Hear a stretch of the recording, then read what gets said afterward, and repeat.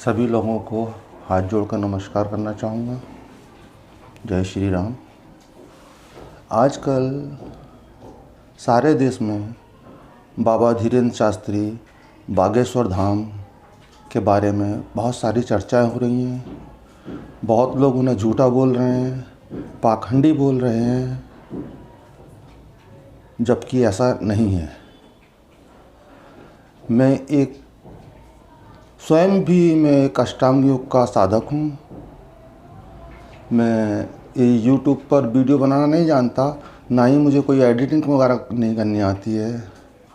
शायद उतना अच्छे से बोलना भी ना आता हो। लेकिन जो आजकल मैं सुन रहा हूँ और अलग अलग संस्थाएं, कुछ नागपुर की संस्थाएं हमारे सनातन धर्म को पाखंड बता रही हैं, तो मुझे लगा कि इस विषय पर मुझे एक वीडियो बनाना चाहिए। तो मैं इस विषय पर कुछ प्रकाश डालना चाहूँगा।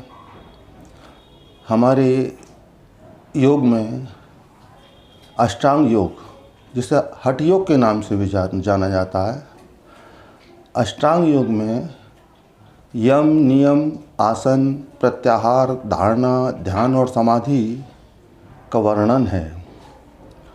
और प्रत्येक में यम के अंतर्गत भी बहुत सारे विषय आते हैं, नियम के अंतर्गत भी बहुत सारे विषय आते हैं, आसन, बहुत सारे प्राणायाम हैं।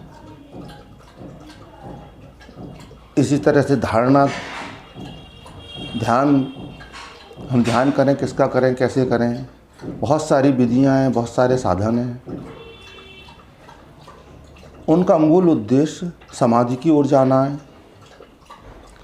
लेकिन हमारे योग में जब साधक ध्यान की ओर आगे बढ़ता है, इस ओर अनुसरण करता है, और जब कुछ उपलब्धियां हासिल होने लगती हैं, तो यहाँ मैं आपको बताना चाहूँगा ध्वनि विज्ञान के बारे में।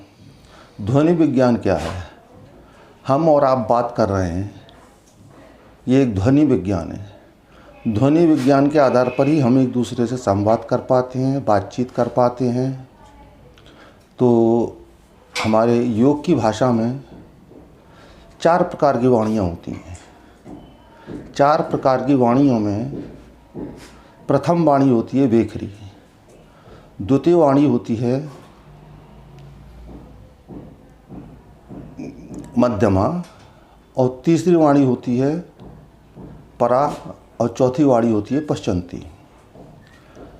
ये जिस वाणी के अंतर्गत हम बातचीत करते हैं, एक दूसरे से एक दूसरे को अपनी बात समझा पाते हैं, और बहुत सारे क्रियाकलाप अपने संवाद के द्वारा होते हैं, उसे वेखरी भाषा के नाम से, वाणी के नाम से हम जानते हैं।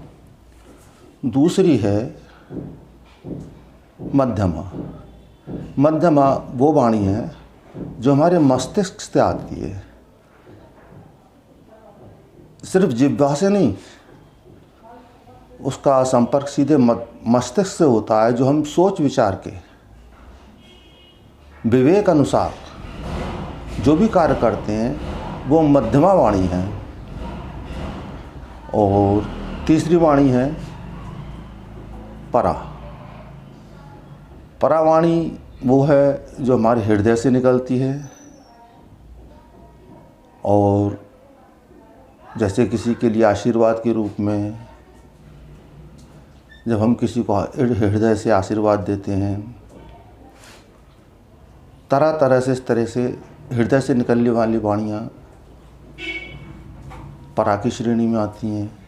और पश्चंती हृदय और नाभि दोनों से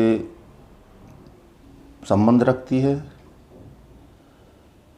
तो बाबा जो मन की बातें जान लेते हैं, उसे आप ऐसे समझिए जैसे हम जो ध्वनि है, जो हम बातचीत कर रहे हैं, आमतौर पर हम आसानी से सुन सकते हैं।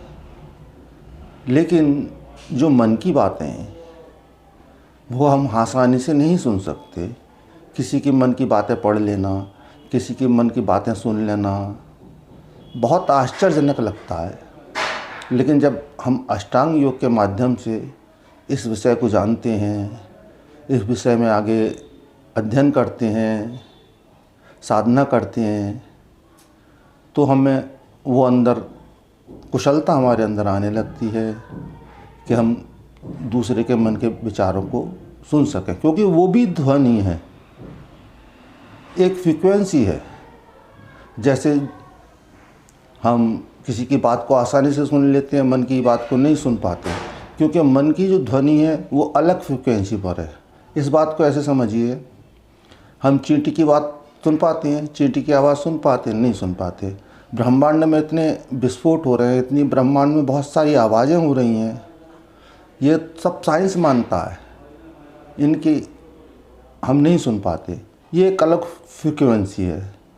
आप एंड्रॉयड फ़ोन पे, मोबाइल पे, फ़ोन पे कोई एक नंबर टाइप करते हैं, वो किसी भी एक व्यक्ति से बात करते हैं, उस फ्रीक्वेंसी पर वो सेट हो जाता है और आप आसानी से बात कर लेते हैं हज़ारों किलोमीटर दूर बैठे व्यक्ति से।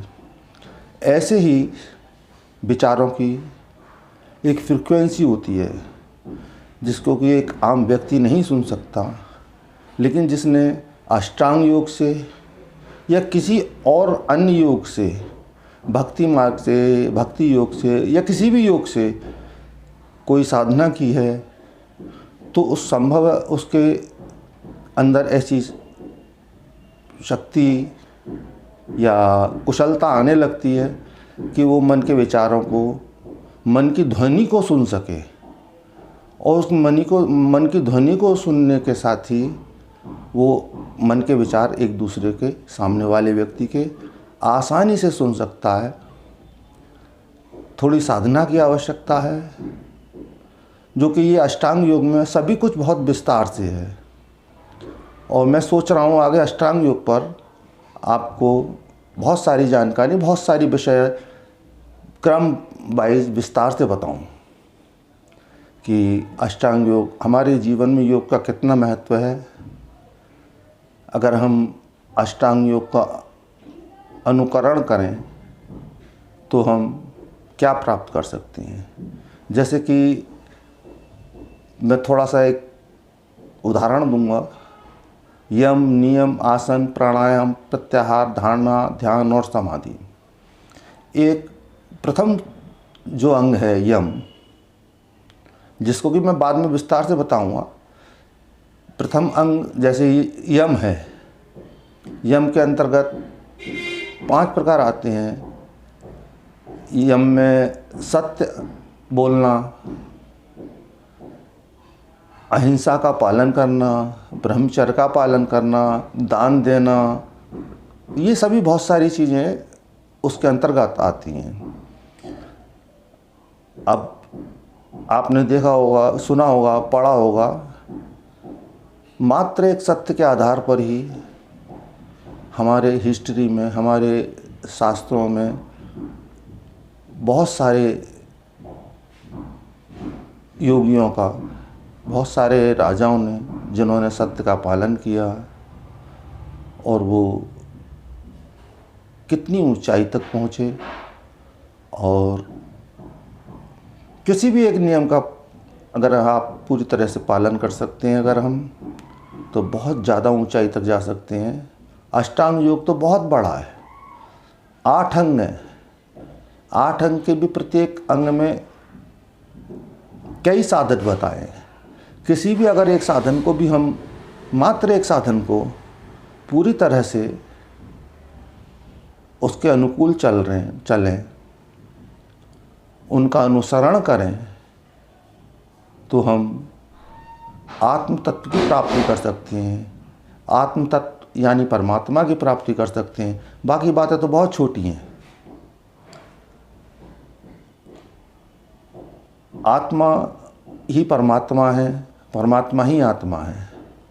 अगर परमात्मा को जानना है तो हमें सबसे पहले अपनी आत्मा को जानना पड़ेगा। और आध्यात्म का सीधा ही अर्थ है अध्याय आत्मा, इनको अगर संधि विच्छेद करते हैं अध्याय आत्मा का, जो हमारी अपनी आत्मा का अध्याय है वो आध्यात्म है। आध्यात्म कोई विशेष चीज़ नहीं है। जो हमारा स्वयं का अपना अध्याय है वही आध्यात्म है। अध्यात्म कोई दूसरी परिभाषा नहीं है, बहुत सरल परिभाषा है अध्यात्म की। हमारा अपना जो हम स्वयं हैं, जो हमारा अपना स्वयं का अध्याय है वही आध्यात्म है। और हमको अपने आप को, स्वयं को कैसे जीना है, कैसे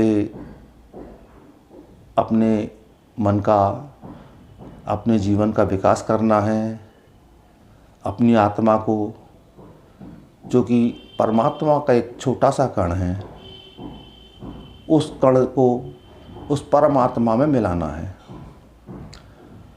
बाकी अगर आपको ये सब कुछ मेरी बातें अच्छी लगी हैं तो मैं अष्टांग योग पर आपको आगे सिलसिलेवार विस्तार से हर विषय पे बताता रहूँगा।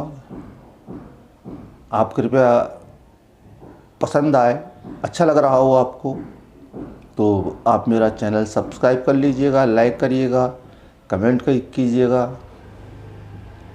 देखिए, मैं बहुत अच्छा वक्ता नहीं हूँ, लेकिन मैंने आध्यात्म से काफ़ी साधना की है, शास्त्रों को भी पढ़ा है और गुरुदेव के द्वारा भी मैंने बहुत कुछ जाना। ये मेरे गुरुदेव हैं जिनके सानिध्य में मैंने साधना की, वर्षों साधना की है मैंने।